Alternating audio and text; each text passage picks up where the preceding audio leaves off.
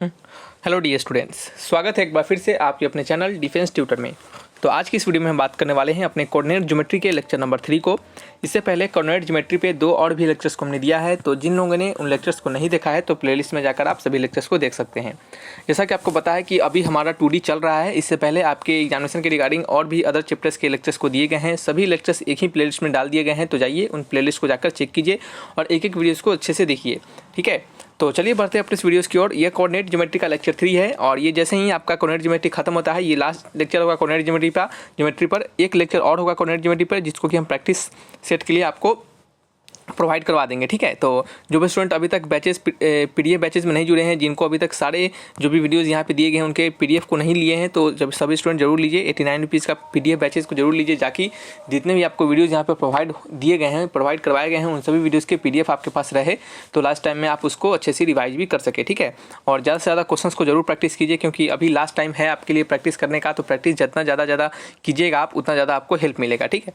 तो चलिए बढ़ते हैं अपने इस वीडियोज़ की ओर। और हमने आप सभी स्टूडेंट्स के लिए भी फ्री में ऑनलाइन प्रैक्टिस सेट्स भी अरेंज किया है, लिंक डिस्क्रिप्शन में दे दिए गए हैं, तो जाइए लिंक को चेक कीजिए और वहाँ से प्रैक्टिस सेट्स को जोड़ दीजिए, ठीक है। तो बढ़ते हैं अपने क्वेश्चन नंबर 1 की ओर। यहाँ पे जैसे ही यह चैप्टर खत्म होगा कोऑर्डिनेट ज्योमेट्री हमारा, तो देन फिर हम नेक्स्ट जो हमारा चैप्टर स्टार्ट होगा 2D में, वो होगा स्ट्रेट लाइन। और कोशिश किया जाएगा कि जल्दी से जल्दी 2 से 3 दिन के अंदर आपके मैथमेटिक्स के जो भी 2D के चैप्टर्स हैं उसको खत्म कर दिया जाए, ठीक है, जिससे कि आपका मैथमेटिक्स ओवरऑल कवर हो जाए, ठीक है। मैथमेटिक्स में जैसे ही हमारा 2D खत्म होगा, सिर्फ हमारा 2 चैप्टर बचेगा, जो कि होगा 3D और क्या होगा आपका वेक्टर, ठीक है। तो ये 2 चैप्टर हम आपको नहीं बताएंगे, आपको पहले ही स्पष्ट रूप से बता देते हैं, ये आपको हम नहीं बताएंगे, ये आपको खुद से कर लेना है, ठीक है।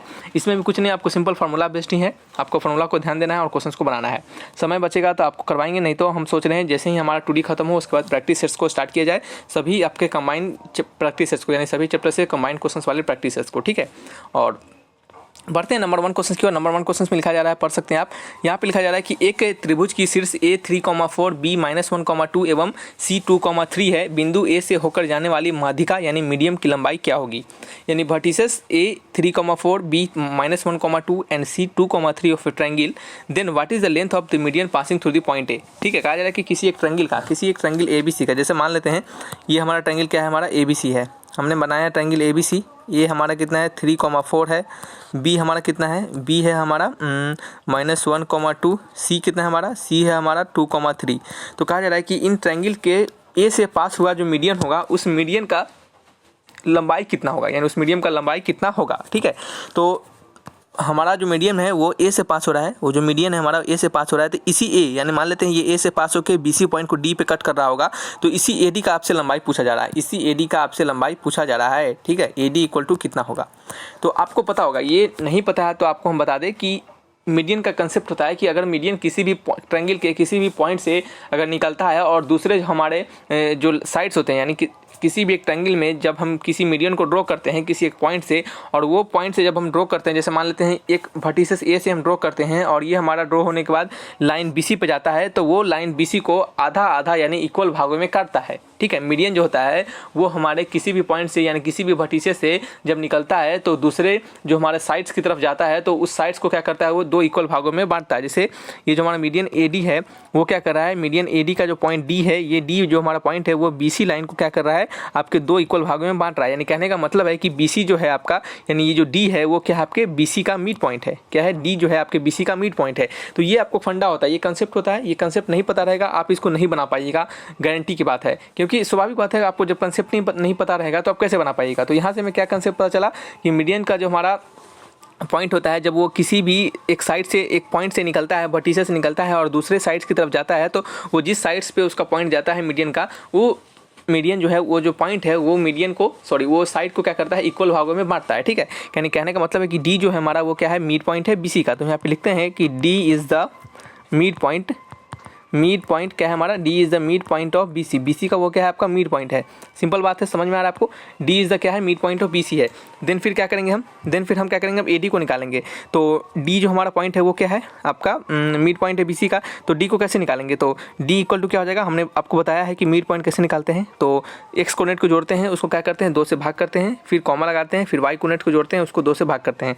तो -1,2 क्या होगा, -1 + 2 अपॉन क्या होगा 2, 2 + 3/2, ठीक है, यही होगा। और इसको फर्दर आगे सॉल्व करेंगे तो कितना निकलेगा बताइए। तो ये जो हमारा पॉइंट निकलेगा वो निकलेगा आपका 1/2 और निकलेगा 5/2, ठीक है, ये 2 पॉइंट हमारा निकलेगा।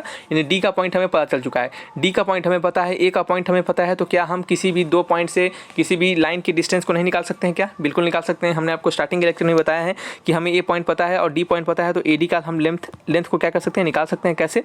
ए डी का लेंथ कैसे निकालेंगे? तो रूट अंडर लिखेंगे एक्स के कोऑर्डिनेट का डिफरेंस यानी 3 - 1/2, 3 - 1/2 यानी उनके एक्स कोऑर्डिनेट का डिफरेंस 3 में से 1/2 घटाएंगे, उनका क्या करेंगे, स्क्वायरिंग कर देंगे। ठीक है, फिर प्लस का साइन देंगे, फिर वाई कोऑर्डिनेट का डिफरेंस यानी 4 - 5/2, इसका क्या करेंगे, स्क्वायरिंग कर देंगे। ठीक है, इसको क्या करेंगे, स्क्वायरिंग करेंगे और देन फिर इसको क्या करेंगे, सॉल्व करेंगे। तो ये सॉल्व करना किसका काम है, ये सॉल्व करना आपका काम है। हमने यहाँ पे सॉल्व करके रखा है, तो आंसर आता है आपका √34/2। ऑप्शन नंबर कौन सा है, सी इज़ द राइट आंसर। तो कंसेप्ट आपने सीख लिया, तरीका आपको पता चल चुका है कैसे बनाना है, कैलकुलेशन आपका काम है, वो आप कीजिए। ठीक है, चलिए नेक्स्ट क्वेश्चन है हमारा क्वेश्चन नंबर 2 क्वेश्चन में लिखा जा रहा है कि यदि बिंदु ए और बी के केवल y नियामक समान हो। कहा जा रहा है कि यदि कोई बिंदु ए और बी के केवल y कोऑर्डिनेट क्या हो, आपके इक्वल हो, तो सरल रेखा ए बी किस अक्ष के समांतर होगी। ठीक है, तो if only the y coordinate of a point A and B are the same, किसी पॉइंट ए और बी के y कोऑर्डिनेट्स क्या है, आपके सेम है, तो आपसे पूछा जा रहा है कि then the straight line A B is parallel to which axis. तो जो स्ट्रेट लाइन होगा ए बी, वो किस एक्सिस के पैरेलल होगा, वो जो होगा आपके किस एक्सिस के पैरेलल होगा। ठीक है, तो देखिएगा हम इसको डायरेक्टली आपको बता सकते हैं, लेकिन हम थोड़ा सा आपको क्या करेंगे, इसको अच्छे से समझा के बताते हैं। देखिए कैसे, जैसे मानते हैं कि ए हमारा एक पॉइंट है। ठीक है, एक हमारा पॉइंट है जिसका कोऑर्डिनेट हमारा x1, y1 दिया जा रहा है। ठीक है, और बी क्या है हमारा, बी भी एक पॉइंट है जिसका कोऑर्डिनेट क्या दिया जा रहा है, मानते हैं x2, y1 दिया जा रहा है। ये आपका x कोऑर्डिनेट डिफरेंट है, देख सकते हैं, लेकिन y कोऑर्डिनेट क्या हमारा दोनों में सेम है। समझ रहे हैं? चलिए ठीक है, तो ये हमारा क्या हो गया, ए और बी पॉइंट निकल गया। आपको किसी भी 2 पॉइंट से, अगर आपने अभी तक हमने स्ट्रेट लाइन नहीं स्टार्ट किया, लेकिन स्ट्रेट लाइन आपको जल्दी स्टार्ट करेंगे, लेकिन यहाँ पे आपको स्ट्रेट लाइन की जरूरत है, तो थोड़ा सा आपको बता देते हैं कि किसी भी 2 पॉइंट से हमारा जो इक्वेशन होता है वो कैसे निकलता है। किसी भी 2 पॉइंट से जो स्ट्रेट लाइन का इक्वेशन होता है वो कैसे निकलता है, तो देखिए हम उसको निकालते हैं। सबसे पहले लिखते हैं y - y1। y1 क्या है हमारा, किसी का भी y1 को ले सकते हैं आप, यदि ए को लीजिए या फिर बी को लीजिए, किसी के भी y कोऑर्डिनेट को ले सकते हैं। तो y - y1 equal to m × x - x1 करते हैं। x1 क्या है हमारा, अगर पहले वाले a के कोऑर्डिनेट को y1 को लेते हैं, तो हमारे पहले वाले ही आपके कोऑर्डिनेट के x1 को लेना पड़ेगा। ठीक है, तो ये हमारा इक्वेशन होता है स्ट्रेट लाइन का किसी भी 2 पॉइंट से। यहाँ पे m क्या है हमारा, स्लोप है। स्लोप का वैल्यू क्या होगा, तो स्लोप का जो वैल्यू होता है वो होता है आपका y1 - y2, यानी कहने का मतलब आपका दोनों जो हमारे पॉइंट्स होंगे, उन दोनों पॉइंट के y कोऑर्डिनेट का डिफरेंस अपॉन x कोऑर्डिनेट का डिफरेंस। तो y कोऑर्डिनेट का डिफरेंस करेंगे तो क्या हो जाएगा हमारा, पहले वाले से दूसरे वाले घटाएंगे तो y1 माइनस क्या हो जाएगा, y1 हो जाएगा, क्योंकि दोनों सेम है। और x कोऑर्डिनेट का डिफरेंस क्या हो जाएगा आपका, x1 - x2 हो जाएगा।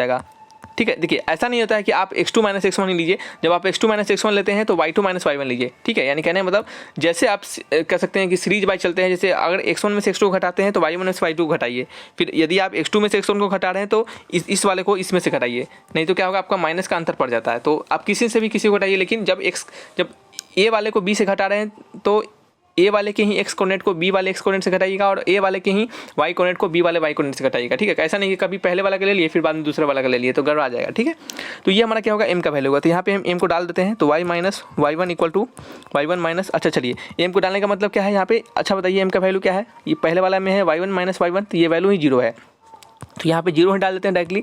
तो x - x1, तो यहाँ से हमें क्या पता चला, y - y1 इक्वल टू 0। तो यहाँ से हमें पता चला कि y इक्वल टू क्या है हमारा, y1 है। तो यानी जो कहने का मतलब है कि यदि हमारा 2 पॉइंट का वैल्यू हमें दिया जा रहा है, तो उन दोनों पॉइंट से जो पास होता हुआ स्ट्रेट लाइन होगा उसका इक्वेशन क्या होगा हमारा, यही इक्वेशन होगा। क्या होगा, यही इक्वेशन होगा। और ये इक्वेशन हमें क्या बता रहा है, y इक्वल टू y1, यानी कहने का मतलब अगर हमारा इस प्रकार से कोऑर्डिनेट होगा y और x, तो y इक्वल टू y1 को कैसे खींचेंगे, तो y इक्वल टू y1 को ऐसे खींचेंगे। y इक्वल टू y1 को खींचने का तरीका हमारा यही होगा। ठीक है, और ये y इक्वल टू y1 किसके पैरेलल है, तो ये हमारा क्या है, आपके x एक्सिस के पैरेलल है। तो इसका आंसर क्या होगा हमारा, x अक्ष होगा। Option number A is the right answer. ठीक है, तो इतना आपको एग्जामिनेशन में करने की जरूरत नहीं है, आपको एक लाइन में आपको समझ में आ चुका होगा कि हमारा कोई भी किसी का भी 2 कोऑर्डिनेट हमारा अगर y कोऑर्डिनेट इक्वल होगा तो क्या होगा, लाइन हमारा x एक्सिस के पैरेलल होगा। ठीक है, तो यहाँ से आपको कंसेप्ट सीखने के लिए मिला, इसको आप याद रखिए। ठीक है, चलिए नेक्स्ट क्वेश्चन आपका क्या है, नेक्स्ट है नंबर 3 क्वेश्चन। नंबर 3 में लिखा जा रहा है कि the coordinate of vertices of triangle 6,3 -2,5 and -7,4। ठीक है, respectively then what will be the coordinate of its centroid. तो उसके सेंट्रोइड का कोऑर्डिनेट क्या होगा। ठीक है, तो सेंट्रोइड को हम क्या कहते हैं, अभिष्ट केंद्र भी कहते हैं, अभिष्ट केंद्र नहीं शायद गुरुत्व केंद्र कहते हैं। क्या कहते हैं, गुरुत्व केंद्र। तो आपके सेंट्रोइड का जो इक्वेशन होगा वो कैसे निकलेगा, बताइए। सेंट्रोइड का जो हमारा सेंट्रोइड का कोऑर्डिनेट कैसे निकलेगा, तो सेंट्रोइड के कोऑर्डिनेट को हम कैसे निकालते हैं, तो देखिए हमारा अगर 3 पॉइंट दिया जाता है किसी भी ट्रायंगल के, अगर 3 वर्टिसेस दिए जाते हैं, अगर हमारा वर्टिसेस ए इक्वल टू क्या दिया गया हो, x1, y1 और b इक्वल टू क्या दिया गया है आपका x2 कॉमा y2 और c इक्वल टू क्या दिया होगा आपका x3 कॉमा y3। ठीक है, तो हमारा जो सेंट्रॉइड होता है उसका इक्वेशन क्या होता है, तो सेंट्रॉइड इक्वल टू जो होता है उसका कोऑर्डिनेट होता है आपका यहाँ पे बताते हैं आपको x1 plus x2 plus x3 upon 3 comma y1 plus y2 plus y3 upon 3।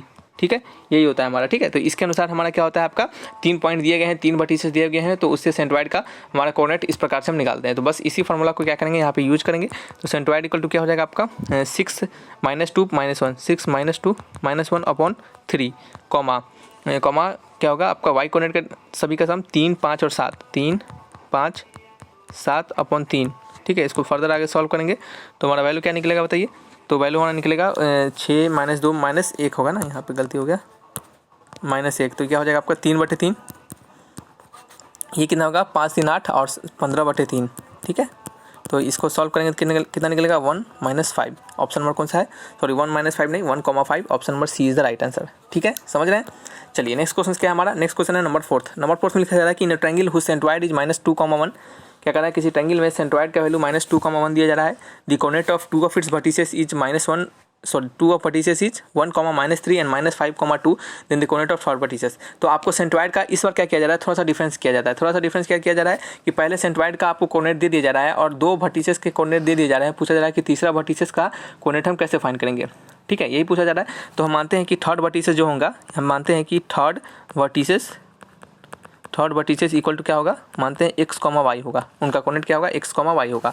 तो यहाँ पे लिखते हैं सबसे पहले सेंट्रॉइड का हमारा जो x कोऑर्डिनेट होगा वो क्या होगा आपका, तो -2 इक्वल टू किसके बराबर होगा, तीनों कोऑर्डिनेट वर्टिसेस के सम के कोऑर्डिनेट के बराबर। ठीक है, तो तीनों वर्टिसेस क्या है हमारे, पहले का हमारा x कोऑर्डिनेट क्या है 1 है। ठीक है, 1 है, प्लस में क्या करेंगे -5 कर देते हैं, फिर क्या लिखेंगे यहाँ पे प्लस में x लिखेंगे, अपन क्या करेंगे 3 से भाग करेंगे। तो यहाँ से हम क्या निकाल सकते हैं, x को निकाल सकते हैं। तो निकालते हैं -6 इक्वल टू -4 प्लस x। ठीक है, तो यहाँ से x का वैल्यू क्या हो जाएगा बताइए।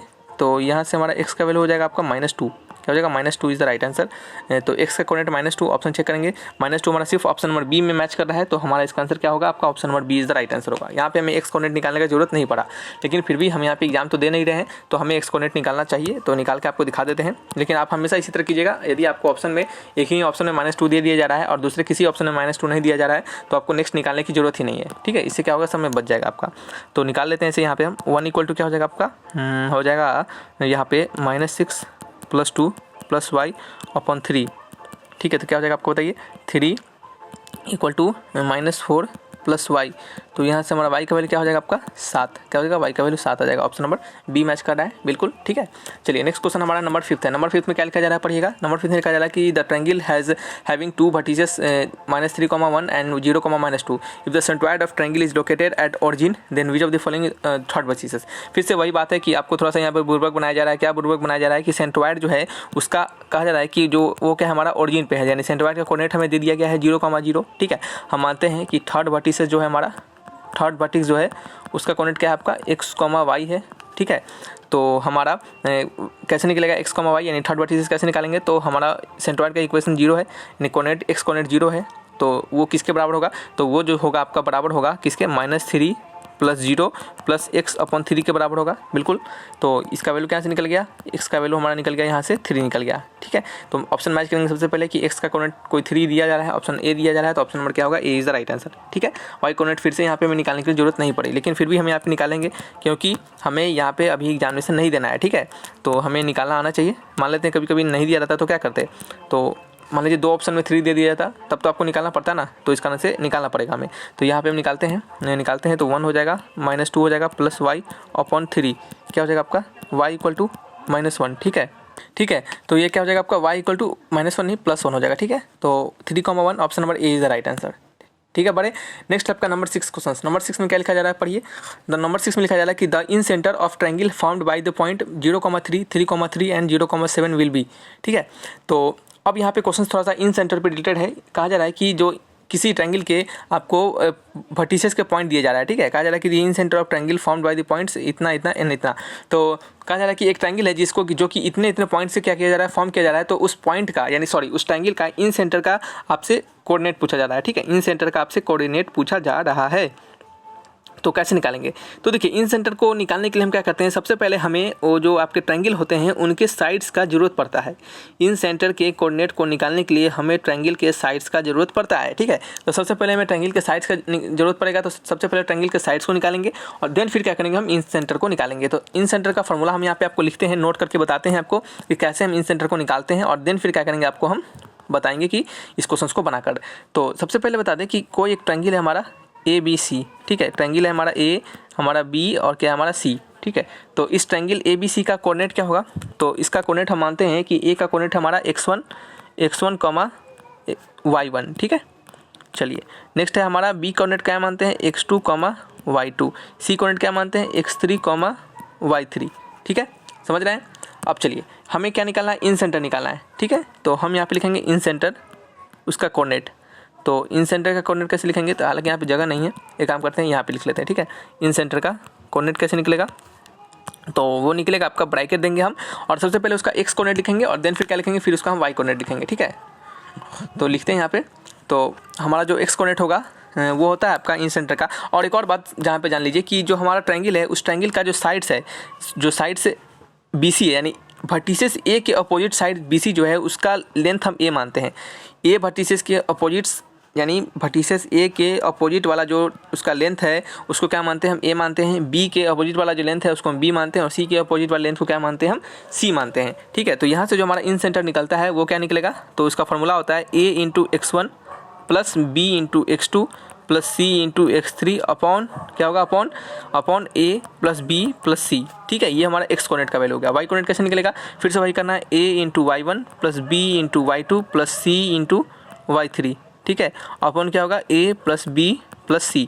ये क्या होता है, हमारा इन सेंटर का फॉर्मूला होता है, ठीक है। बस इसी फार्मूला को आपको अप्लाई करना है और आपको क्या करना है, इसके इन सेंटर को बनाना है। यदि आपको फार्मूला याद नहीं रहेगा तो आप नहीं बना पाइएगा, ठीक है। अब हम क्या करेंगे, सबसे पहले A, B और C को निकालेंगे। तो A किसके बराबर होगा हमारा, बताइए। तो A इक्वल टू होगा हमारा BC के, A इक्वल टू होगा BC के। हमें A का कोऑर्डिनेट क्या पता है, हमें मानते हैं कि A का कोऑर्डिनेट क्या हमारा है 0,3, मानते हैं कि A का कोऑर्डिनेट क्या है 0,3। यहाँ पे लिख लेते हैं, A का कोऑर्डिनेट 0,3 मान लेते हैं, B का कोऑर्डिनेट मान लेते हैं 3,3 और C का कोऑर्डिनेट क्या मान लेते हैं आपका 0,7, ठीक है। तो यहाँ से हम BC का वैल्यू निकाल सकते हैं। 2 पॉइंट से हमें लेंथ निकालना आता है, तो कैसे निकलेगा, तो √3 का स्क्वायर प्लस में -4 का स्क्वायर, ठीक है। तो √3 का स्क्वायर प्लस में -4 का स्क्वायर इक्वल टू वैल्यू कितना होगा इसका, उसका वैल्यू होगा 5,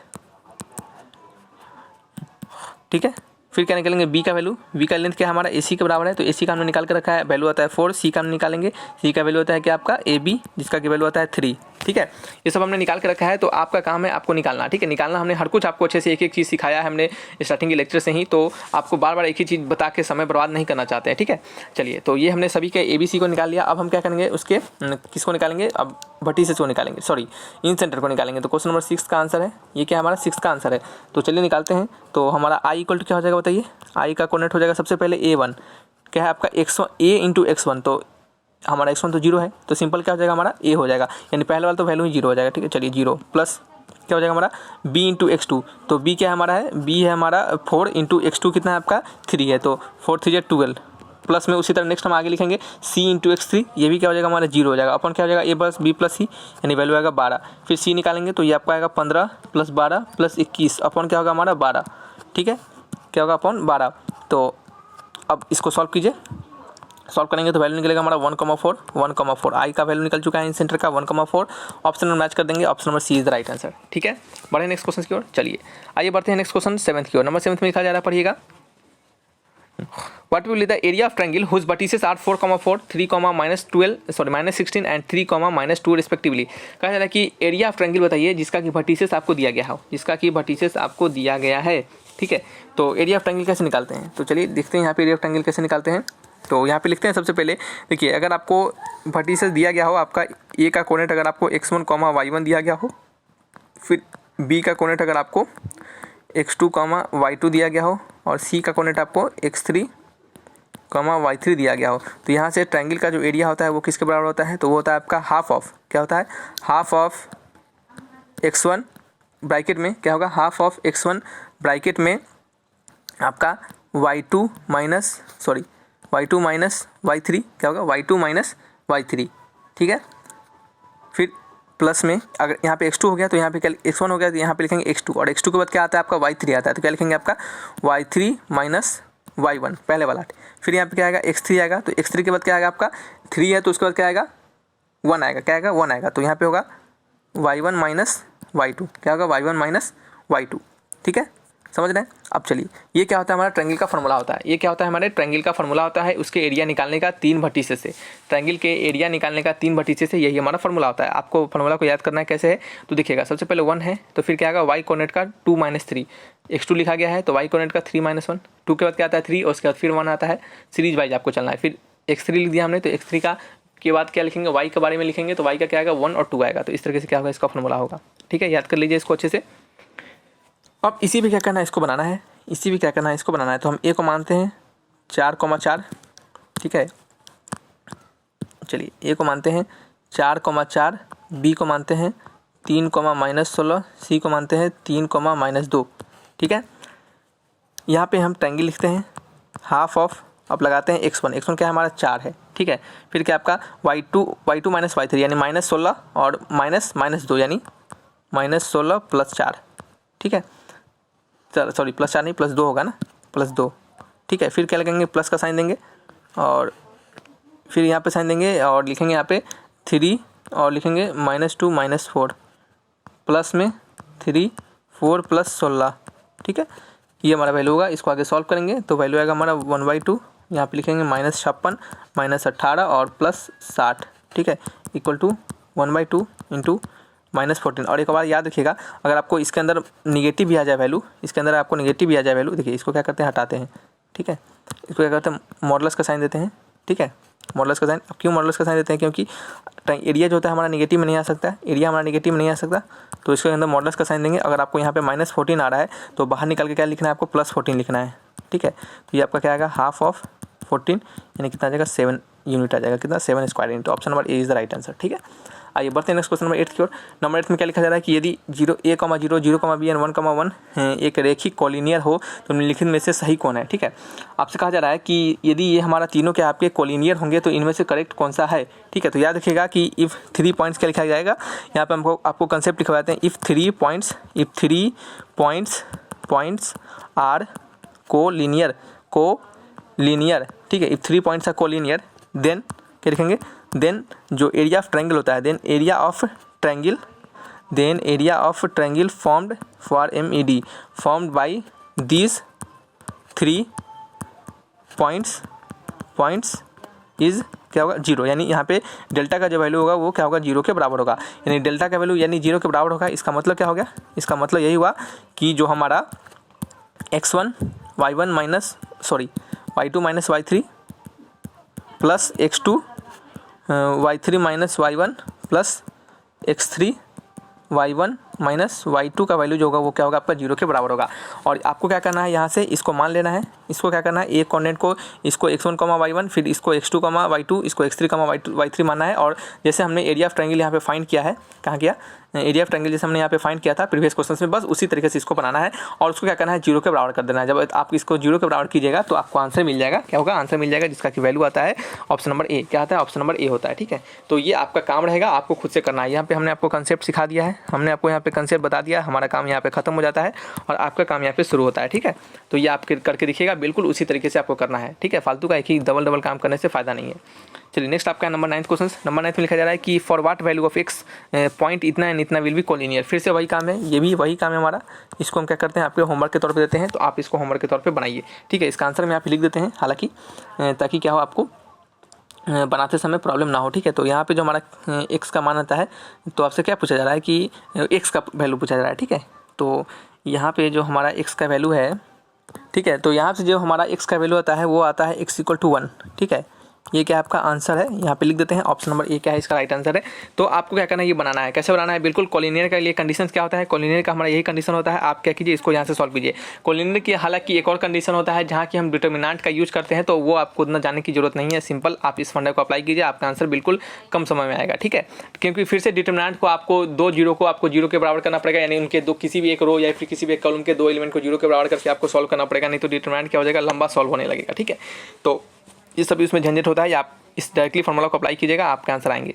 नेक्स्ट क्वेश्चन नंबर 10 है। नंबर 10 में लिखा जा रहा है कि यदि a स्क्वायर, 0, 0, b स्क्वायर एवं 1, 1 एक सरल रेखा पर स्थित है तो निम्नलिखित में से कौन सत्य है। फिर से वही काम है कि आपको कहा जा रहा है, ये क्वेश्चंस खाली आपका लैंग्वेज डिफरेंट है। क्या है, इस क्वेश्चन का लैंग्वेज डिफरेंट है, नहीं तो क्वेश्चन का मीनिंग वही है, मायने वही है। ठीक है, इस क्वेश्चन में कहा जा रहा है कि यदि आपका a square, 0, 0, b square and 1, 1 क्या है, आपको किसी स्ट्रेट लाइन में लाई कर रहे हैं। किसी एक स्ट्रेट लाइन में लाई करने का मतलब क्या होता है कि वो तीनों के तीनों पॉइंट क्या हमारे कोलिनियर है।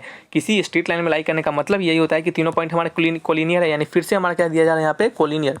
फिर से यहाँ पे हमारा कोलिनियर का ही कंडीशन है, कोलिनियर कंडीशन।